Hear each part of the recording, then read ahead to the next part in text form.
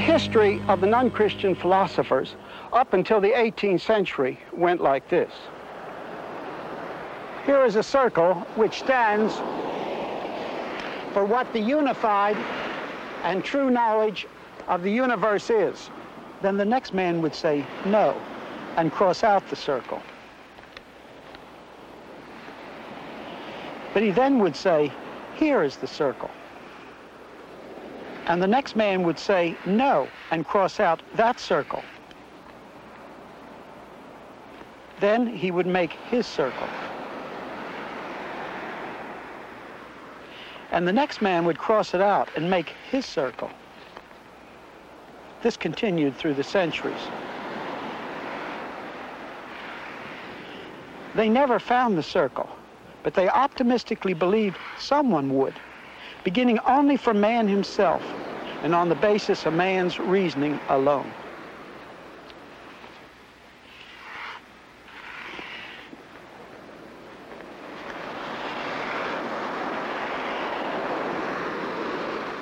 Then the endless row of circles through the centuries and the crossing out were broken. And a drastic shift came because the humanistic ideal had failed. Humanistic man gave up his optimism for pessimism. He gave up the hope of a unified answer. And this makes modern man who he is. Jean-Jacques Rousseau, philosopher from Geneva. He lived in the 18th century. He thought primitive man, the noble savage, to be superior to civilized man.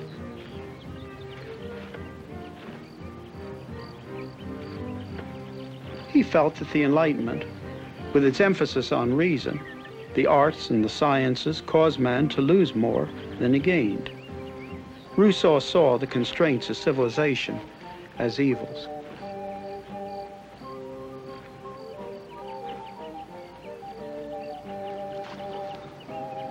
L'homme est né libre, et cependant, partout il est dans les fers. Man was born free, but everywhere he is in chains. He demanded not just freedom from God or the Bible, but freedom from any kind of restraint. Freedom from culture, freedom from authority, absolute freedom for the individual, with the individual at the center of the universe. When applied to the individual, his concept led to the bohemian ideal, where the hero was the man who fought all standards and all values and all restraints of society. When Rousseau applied his concept of autonomous freedom to society, his concept would not function. Whosoever refuses to obey the general will shall be compelled to do so by the whole body. Rousseau wrote this in 1762. This means nothing less than that he will be forced to be free. In other words, tyranny, a tyranny that carried his position to its logical conclusion in the reign of terror of the French Revolution. Robespierre, the king of the terror, genuinely saw himself putting Rousseau's ideas into practice.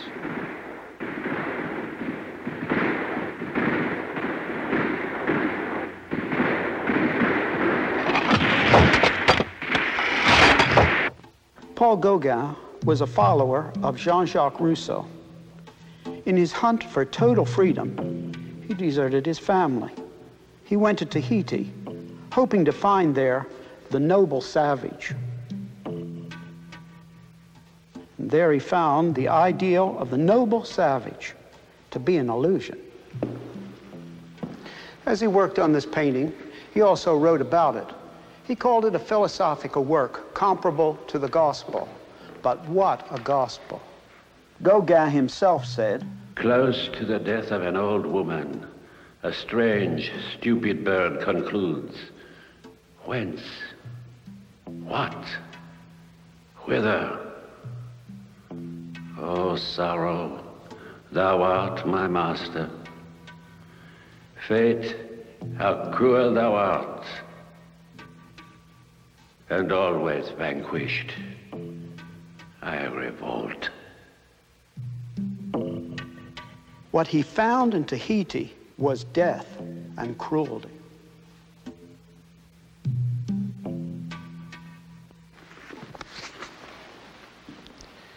The man is good by nature, as Rousseau claimed, is no more true a primitive man than a civilized man.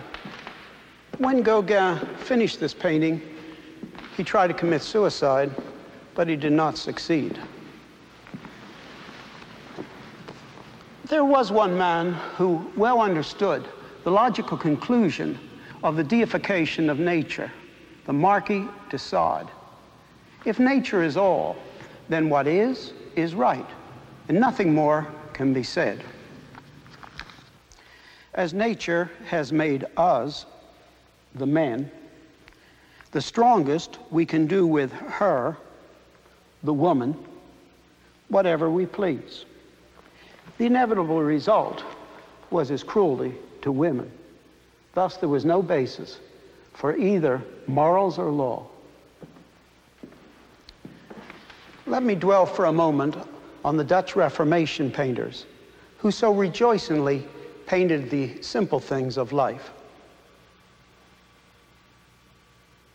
They knew that nature was created by a personal and a good God. But they also knew, because of the fall, man's revolt against God, that nature as it is now is abnormal. That is a very different thing than taking nature as it is now and making it the measure of goodness. Because when this is done, there is no difference between cruelty and non-cruelty. Even at the time of Rousseau and his followers, the two concepts of total freedom and of everything, including man, being part of one big machine, could no longer be kept together. Rousseau's position of man's total freedom collides with the position that on the basis of man's reason alone, everything, including man, is part of one big machine. The two positions just couldn't be kept united. Later, the German philosophers, Immanuel Kant and George Wilhelm Hegel, and the Danish Søren Kierkegaard, wrestled with the problem of a unity of reason on one hand, and on the other hand, meaning and values. But they did not solve the problem. Humanistic man, beginning only from himself, has concluded that he is only a machine.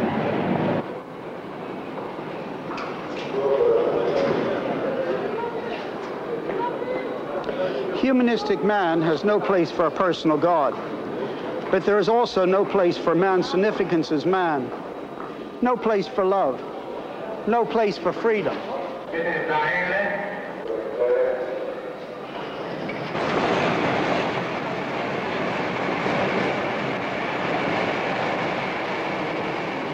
Man is only a machine, but the men who hold this position could not and cannot live like machines.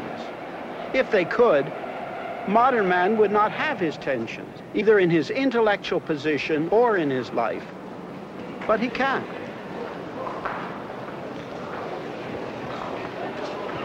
And so they must leap away from reason to try to find something which gives meaning to their lives, to life itself, even though to do so, they deny their reason. Once this is done, any type of thing could be put there. Because in the area of non-reason, reason gives no basis for a choice. This is the hallmark of modern man. How did it happen? It happened because proud, humanistic man, though he was finite, insisted in beginning only from himself and from what he could learn without other knowledge. He did not succeed. Perhaps the best known of the existential philosophers was Jean-Paul Sartre. He used to spend much time here in Paris at the Durmago.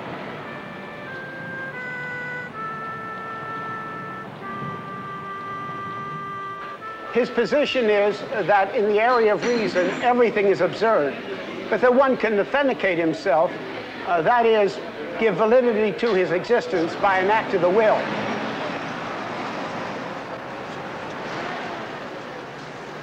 With Sartre's position, one can equally help an old woman across the street. Merci, monsieur. Oh, ben, vous savez de nos jours, hein? Merci, monsieur. Merci beaucoup. Or run her down. Reason was not involved, and there was nothing to show the direction that this authentication by an act of the will should take. But Sartre himself could not live consistently with his own position. Adressé au président du tribunal international sur les crimes de guerre par le président Optimism. At a certain point, he signed the Algerian Manifesto, which declared that the Algerian war was a dirty war. This action meant man could use his reason to decide some things were right and some things were wrong, and so he destroyed his own system. Au moment où les impérialistes américains intensifient à outrance l'escalade.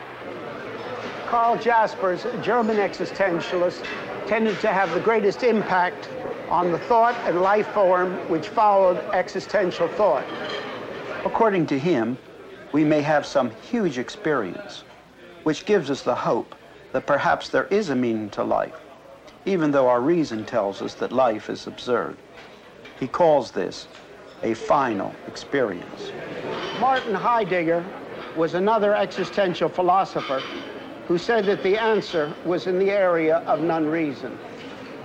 The German philosopher said there is something he called angst, a general feeling of anxiety one feels in the universe. This feeling, this mood of anxiety, revealed existence, and this imposes on us a call for decision.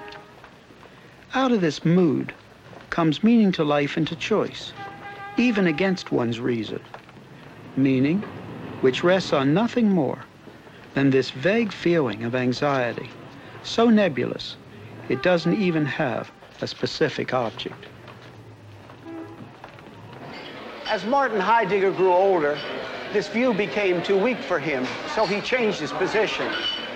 Existentialism as a form of philosophy has all but disappeared, but more and more people are thinking this way, even if they do not know the name existentialism.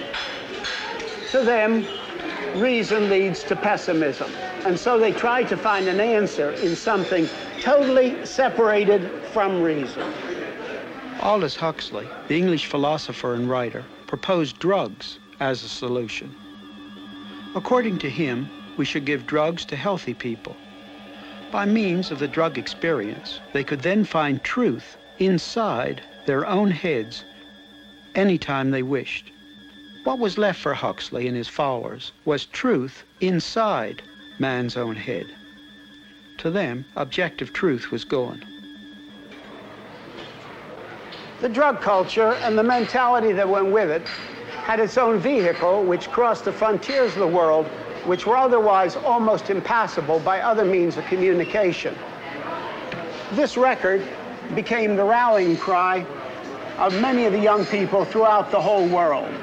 It expressed the essence of their lives, their thoughts, and their feelings.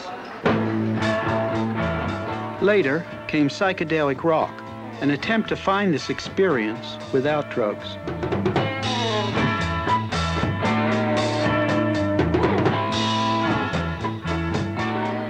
The younger people and the older ones tried drug taking, but then turned to the Eastern religions. Both drugs and the Eastern religions seek truth inside one's own head, in negation of reason. The central reason for the popularity of Eastern religions in the West is a hope for non-rational meaning to life and values. The reason young people turn to the Eastern religions and so on is simply the fact, as we have said, and that is that man having moved into the area of non-reason, you can put anything up there. And the heart of the Eastern religion is a denial of reason, just exactly as the idealistic drug taking was. And so the turning to the Eastern religions today fits exactly into the modern existential methodology, the existential thinking of modern man, of trying to find some optimistic hope in the area of non-reason when he's given up hope on a humanistic basis of finding any kind of unified answer to life, any meaning to life in the answer of reason. Though demons do not fit into modern man's conclusions on the basis of his reason, many modern people feel that even demons are better than everything in the universe, being only one big machine.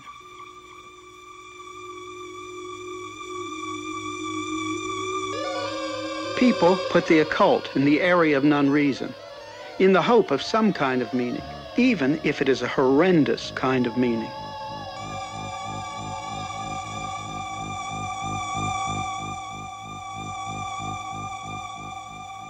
One must feel as a Christian a real sorrow for these people. But as far as the blame is concerned, we must understand these people who have turned to this are not to blame. They must bear their own kind of blame of individual choices, but basically they're not to blame. The church is to blame, because the church with its liberal theology has left a vacuum. Man, beginning from himself alone, was now expressed and taught in theology and in theological language. In the Renaissance, men had attempted to mix Aristotle and Plato with Christianity. This new theology was an attempt to combine the rationalism of the Enlightenment with Christianity. It is often called religious liberalism. It was embarrassed by the supernatural and often denied it entirely. For example, the resurrection of Christ from the dead. But it tried to hold on to a historical Jesus by sifting out from the New Testament all those supernatural elements which the New Testament taught about Jesus. This attempt came to a climax with Albert Schweitzer's famous book, Quest of the Historical Jesus. It failed. It failed to rid the New Testament account of the supernatural and still keep an historic Christ. The historic Jesus could not be separated from the supernatural events connected with him in the New Testament. History and the supernatural are too interwoven in the New Testament. If one kept any of the historical Jesus, one had to keep some of the supernatural. If one got rid of all the supernatural, one had no historical Jesus.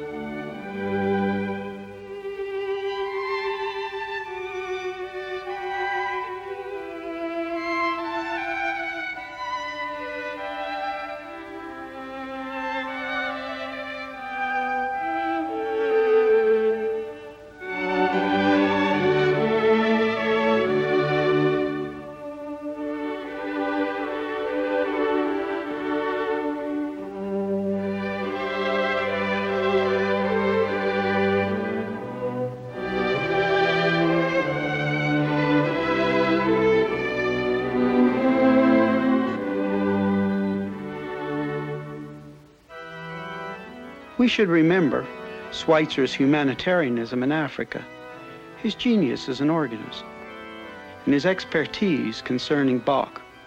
But unhappily, we must remember his place in the theological stream as well. After the failure of the older theological liberalism, Karl Barth stepped into the vacuum. He held the higher critical views concerning the Bible. That is, that the Bible has many mistakes. But he taught that a religious word could break through from it. This was the theological form of existentialism after existentialism had been accepted in its secular form. Thus, one more thing was added to the area of non-reason, along with all the other things that had been put there. In another way, we must have admiration for the Swiss Karl Barth, because while he was teaching in Germany, he spoke out clearly against Nazism in his Barmen Declaration of 1934. The teaching of Barth led to those theologians who said that the Bible isn't true in the areas of science and history. But they nevertheless looked for a religious experience from it. And for many adherents of this theology, The Bible does not give absolutes in regard to what is right or wrong either. Before you even come to the Bible and begin to read it, one must realize there are two ways to read the Bible. One is just one more religious thing among thousands of other religious things, which really are nothing more than another form of trip, not very, very different actually from a drug trip. The other way is to understand that the Bible is truth.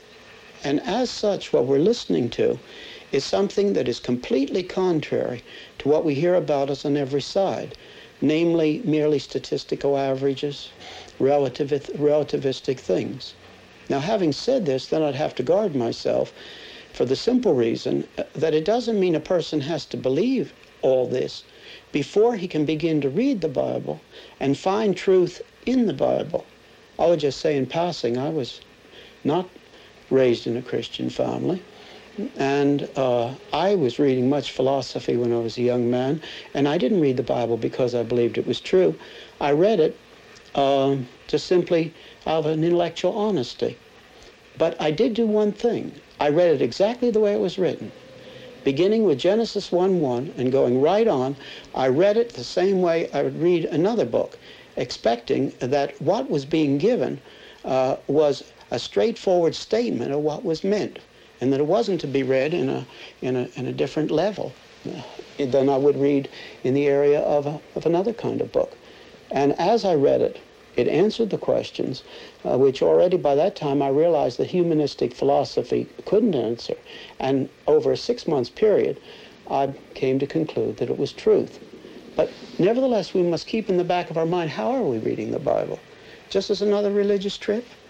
Or am I really wrestling with the question of what it's given in all the areas of which it speaks? Is this truth and compared to merely relativism? The new liberal theologian has no answer for the existence of evil, and thus they're left with the same problem as the Hindu philosophers. Everything that is a part of God. This is Kali, the Eastern Hindu feminine representation of God. Why the fangs and the skulls? In Eastern religious thought, cruelty is ultimately the same as non-cruelty, because everything that now is part of that which has always been, a part of what they call God. Modern humanistic man has come to the same awful place, a place in which it is not possible to know what is right and what is wrong, nor why we should choose non-cruelty rather than cruelty. Professor Paul Tillich of Harvard was one of the outstanding neo-Orthodox liberal theologians. A student who was present told me that when Professor Tillich was lecturing in Santa Barbara just before his death, someone said to him, "Sir, do you pray?" And he said, "No, but I meditate." He was left only with the word God, with no certainty that there was anything more than just a word. The God is dead theologians, which followed Tillich, concluded logically that if they are only left with the word God, they might as well cross out the word. But for these theologians, even if they do not say God is dead, for them certain things are dead. All content about God is dead, and all assurance of knowledge about a personal God is dead. Because for them, God has not given to people truth about himself in the Bible and in the revelation in Christ. That is, truth about himself which may be expressed in propositions in normal language. All they're left with is religious words without content, but with that emotion that certain religious words still brings with them, and that is all. And here is what comes next. These highly motivational religious words out of our religious past, but separated from the content which the Bible originally gave them, are now used for manipulation. Manipulation in such areas as a changing sexual ethic, but also legal and political manipulation. If God is dead, if content about God is dead, If the knowledge of a personal God who has not been silent but has given us truth is dead, then everything for which God gives an answer and meaning is dead as well. And yet, people, no matter who they say they are, cry out for meaning and values. And this place of tension is where modern man has come upon his humanist base. And this is where he is. When we think of Christ, of course, we think of his substitutionary death upon the cross. When he who claimed to be God died in a substitutionary way. And as such, his death had infinite value. And as we accept that gift, raising the empty hands of faith and accepting it with no humanistic elements, we have that which is real life, and that is in being in relationship to the infinite personal God who is there, and in being in a personal relationship to him. But Christ brings life in another way that often is not as clearly thought about, perhaps, and that is that he connects himself with what the Bible teaches in his teaching. And as such, he is a prophet as well as a savior. And it's upon the basis of what he taught and the Bible teaches, because he himself wraps these together, that we have life instead of death, in the sense of having some knowledge that is more than man can have from himself, beginning from himself alone. Both of these elements are the place where Christ gives us life.